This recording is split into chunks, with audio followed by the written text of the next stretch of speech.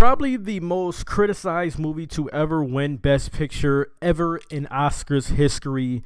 And here are my thoughts about that movie.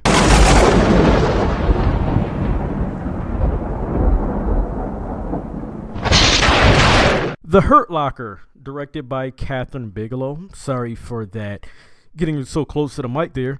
Catherine Bigelow was awarded Best Director for this movie as well. It was the very first time a woman was to win Best Director for a movie at the Academy Awards. And this movie won Best Picture, which many do not believe was the Best Picture that year that this movie was up for that award. This movie, beat out movies like Up and Avatar and Inglourious Basterds. So there, right there, those are three movies everyone loves. I'm not going to say which one of those I kind of don't like. I won't say that. That'll be for another video. This movie is about these three group of guys that is a part of this Army explosives unit where the job is to handle all possible bomb situations, disfusals, and investigations and things like that. Jeremy Renner and Anthony Mackie's in this. They are our leads in this movie. They are both great in this movie. And it's really, if I can really think about it, it's only for the most part, this is only a 4-person cast movie, maybe 5. I mean, 5 is really stretching it, I guess. Maybe 5 is the number. Maybe 6 is really stretching it for the most part.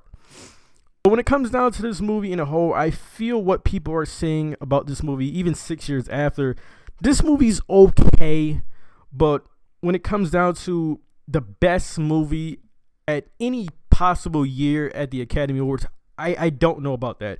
Every dramatic scene in the very first hour of this movie, besides the opening scene, is because of Jeremy Renner being an idiot. And as much as I love Jeremy Renner, that's just was the case in this movie. Which he did not have to be in most of the scenes. Jeremy, don't get me wrong now, his character is a great one, but I feel like he's way too illogical for the skill set that he possesses with being part of this unit. I feel as if if he was not this way, this movie would be completely, I don't want to say pointless, or at least this movie would be a lot more boring, a lot more unwatchable for many people, a lot less entertaining than it already is. And that's pretty much really to sum it up if Jeremy Renner wasn't just not in this movie.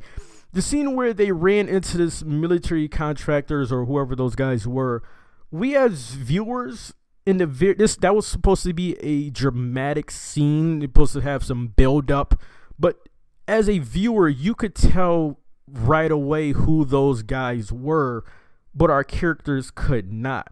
And I think that scene would work best if not only our characters did not know who those guys were, but we as the viewer was not able to see and know who those guys were. So we could be along with what our characters are feeling at the moment. What I did like about this movie, besides our acting, is this movie is really real. It's an authentic movie. It's straight boots on the ground. It's gritty. You feel like you're there in the thick of this mess that our characters in. The shaky cam in this, in some movies you can feel it's not needed, it's overused, but for this movie it works really well. It's perfect, and it adds something to it. It's more realistic. It adds a more realism feel to the movie and to the overall look of the movie with all the zoom-ins and whatnot, which is the reason this movie is boring. This is the most authentic movie you could possibly see, but over the span of 2 hours, it gets boring too much too often. If I want to see this without the explosives and stuff like that, I can just go on YouTube and watch firefights with troops that would be more entertaining. Obviously, you don't want anyone to get hurt, but with those, you can see other stuff that will be more entertaining. I would hate to say this, but just being honest here, this movie is just too long. This movie can be so boring at times that when something really entertaining happens, you do not care that it was caused by illogic or it was really forced to happen to have some kind of entertainment going in the movie after all.